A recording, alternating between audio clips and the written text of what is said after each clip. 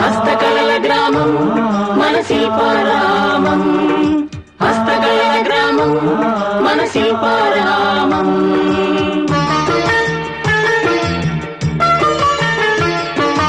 గండశిలల మధ్యన అందచిందులేసినమ్మ, కొండ చెరియ కొమ్మలపై కలలే విరబూసెనమ్మ. పులులు శిలల చెక్కిలిపై కొత్త రూపుదిద్దెనమ్మ, శిల్పారామ గ్రామమై నగరంలో వెలసెనమ్మ.